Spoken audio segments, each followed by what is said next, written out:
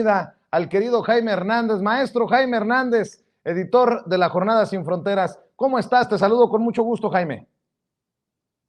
¿Cómo estás, querido Vicente? Aquí, ya preparado. Bueno, pues ¿cómo ves al presidente provocando, picándole la cresta a los legisladores y obviamente con esto que dice en la mañanera, hasta provocando el desmoronamiento del Partido Revolucionario Institucional, el PRI, en donde creo que la cosa se le va a caer así como una torre de naipes a Alito Moreno, pero al final a lo mejor soy muy optimista, querido Jaime. No, yo creo que vas por buen camino, porque incluso el presidente, poco antes de pedirle al PRI, a los legisladores del PRI, que no sean traidores, dijo el presidente: tengo información de que hay legisladores del PRI, dice, y hasta quizá del PAN, que podrían votar a favor de este proyecto, de esta iniciativa de reforma, porque ya no están a favor de que se siga consintiendo a las empresas privadas. Que lo suelte el presidente a manera de buscapiés en una mañanera te indica el talento que tiene este presidente realmente para mover las piezas sobre el tablero del ajedrez, como tú bien decías.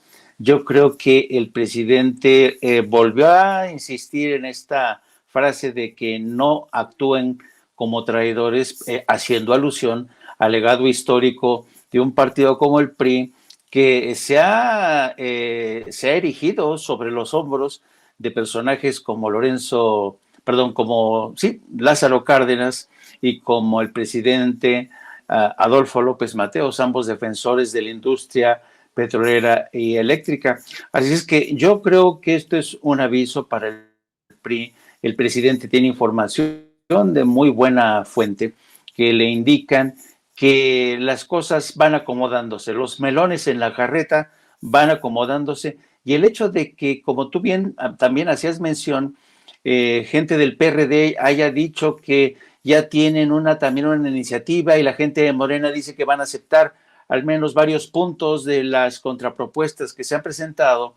Creo que estamos asistiendo a una danza de encuentros y desencuentros. Es como, sabes, como el Rubicón. Están cada quien encontrándole el color a su arista, a su lado, y para después llegar todos juntos, alzar la mano y decir: nos pusimos de acuerdo por el bien de México, por el bien de la patria, patatín, patatá. Así es que yo creo que va por buen camino, y como tú decías, esto puede, la supuesta negativa de Alito, que salió con todo su tribu respaldándolo, diciéndolo que no van a darle su voto a la iniciativa del presidente, pues puede ser, qué sé yo, se puede quedar ahí como un paripé, como una simulación, los ecos del pasado, en la que se va a ver el efímero poder del señor Alito. Pero yo también quería llamarte la atención, querido Felipe, sobre una campaña que está a todo lo que da en el periódico Reforma. A ver, nada más una cosa. De Felipe nada más tengo los primeros 3 gin and tonics que me tomo de vez en cuando, mi querido Jaime Hernández. Vicente, por favor, porque luego la gente empieza a hablar, la gente empieza a decir cosas, mi querido Jaime Hernández. Perdóname, ya sabes que siempre también en el pitorreo. A ver, ¿qué me ibas a decir del Reforma? Si te fijas tú en la primera plana del Reforma en estos momentos, dice: defiende Trudeau inversiones en llamada con AMLO, ¿no?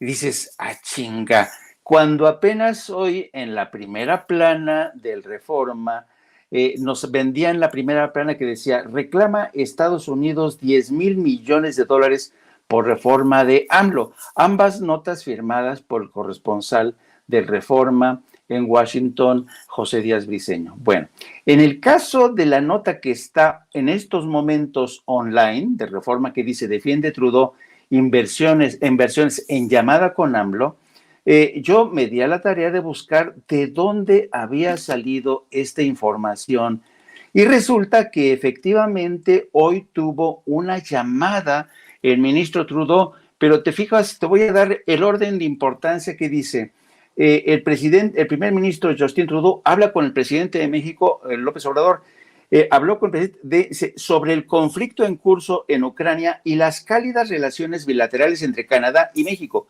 Esa es la primera frase que se maneja.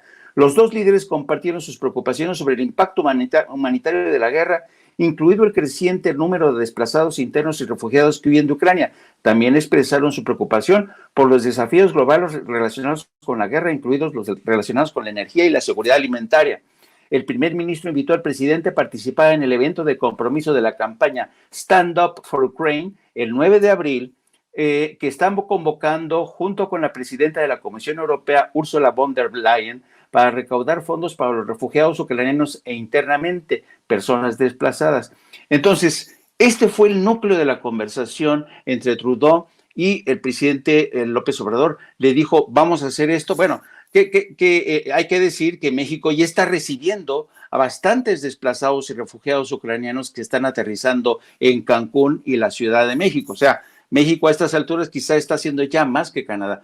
Pero ese era el motivo de la llamada. Y luego, en el penúltimo acuerdo, dice, en el penúltimo párrafo dice, los líderes discutieron la relación económica bilateral de importancia mutua entre sus dos países, anclada en el acuerdo Canadá, Estados Unidos, México. Discutieron las importantes contribuciones de los inversionistas canadienses hacen a la economía mexicana, incluso en el sector energético. Acordaron continuar trabajando juntos para contrarrestar el cambio climático.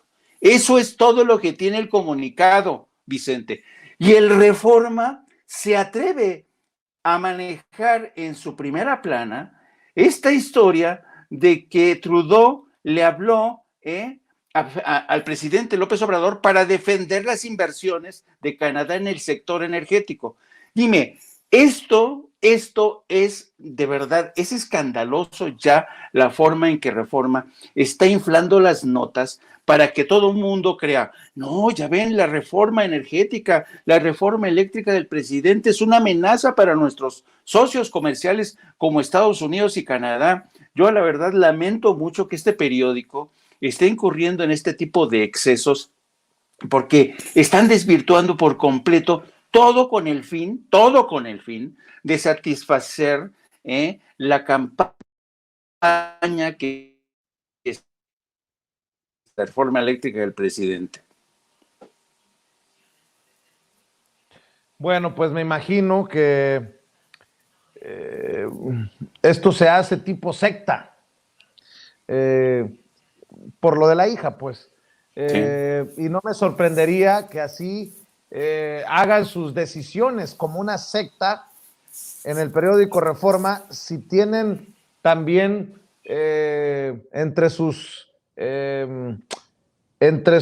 actividades o entre sus objetivos defender los intereses de Claudio X González.